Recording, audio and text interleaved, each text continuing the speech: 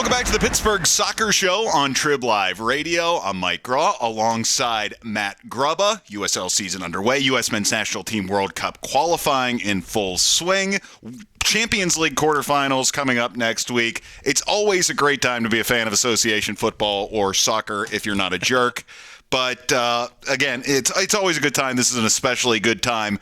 Matt, maybe not so rosy for fans of the U.S. men's national team. Yeah, and if it's only going to be about 3 hours away, that lots going to be decided come tomorrow night in Columbus. And after that display down in Guatemala, there's a lot riding on that game. Maybe there's a little bit of recency bias, but for me, in the 5-year tenure of Jurgen Klinsmann, yes, the loss to Jamaica in the Gold Cup this summer was disappointing. The loss in the Confederations Cup playoff game against Mexico was disappointing.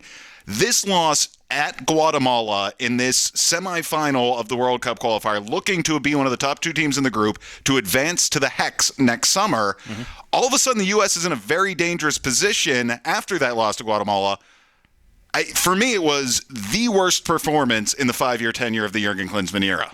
And it wasn't even the entire performance. It was just the first 15 minutes especially. Yeah. I mean, the team sort of found its footing, but it was, I don't know if it was being on the road in Central America, if it was the late start, it was 10:15 our time that the game got underway, but it just seemed like they weren't in it at the start, and Guatemala took advantage the way you need to win home qualifiers if you want to make it to a World Cup. The U.S. did valiantly fight back. If they're going to take any sort of silver lining, they did create chances over the last 15 or 20 minutes. The Guatemalan goalkeeper was just too much and was making saves when the U.S. was really looking to pour it on. But some curious lineup decisions from Jurgen Klinsmann, playing Jeff Cameron at right back after he had made comments that he's more comfortable at center half or defensive midfielder.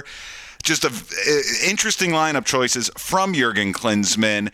And now he's in the strange position where he's got young players like Christian Pulisic to think about, and you want to get him cap-tied as a U.S. international, but you don't want to risk putting in a 17-year-old for his first international in a must-win match Tuesday night.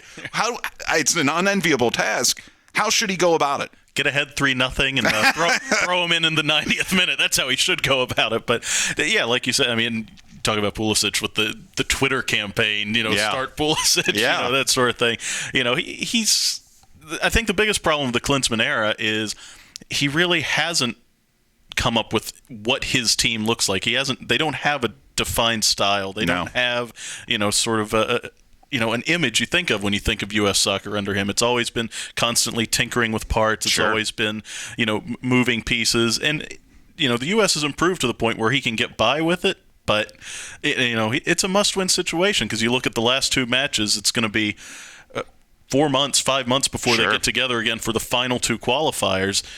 You would think a match with St. Vincent and the Grenadines is going to be an easy 3 points, but then you leave yourself in the position of, depending who wins when Trinidad and Guatemala play, that could be a must-win game against Trinidad, the last qualifier, and you don't want to be in that position if you're a team that's supposed to be getting in. I mean, we're not even talking about this is a World Cup spot on the line. We're talking about just to get to the next round. Just to get to the Hex. The U.S. shouldn't be in this position. Absolutely not. When this group was drawn out, everybody looked and said, well, this is a cakewalk. U.S. takes this one easily. You avoid, Costa Rica. I guess Costa Rica and Mexico split up as the top three teams in the Confederation, but still a very, very generous draw for this stage of the competition.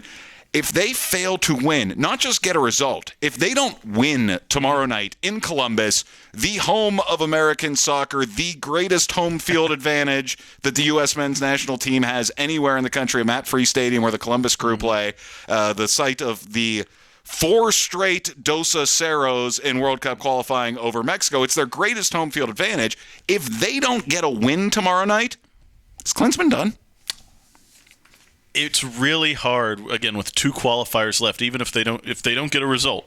2 qualifiers left. It's going to be hard for the U.S. Soccer Federation to pull the trigger on something like that, to change midstream, but it's possible. I mean, it really is. I can't say one way or the other, but I think the best thing for the U.S. to do is just do what Guatemala did to them, jump out early and, sort of shake off what happened over the weekend, because like you said, man, that was bad. Klinsmann's role as technical director and head coach of the U.S. men's national team scheduled to last through the 2018 World Cup in Russia. If the U.S. doesn't get a win over Guatemala tomorrow night in Columbus, Tuesday night in Columbus, it's entirely possible that the U.S. won't be going to that World Cup, and then the U.S. Soccer Federation has some serious decisions to make. And you mentioned the technical director role. That's another issue with Klinsmann.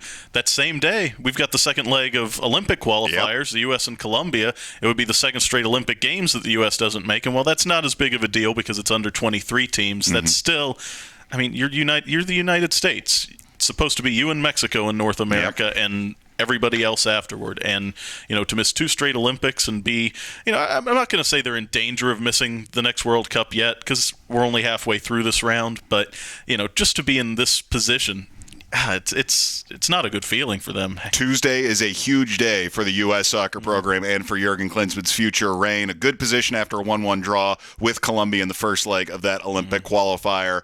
Work to do against Guatemala. Need a win in Columbus tomorrow night. Alongside Matt Grubba, I'm Mike Grau. This is the Pittsburgh Soccer Show on TribLIVE Radio.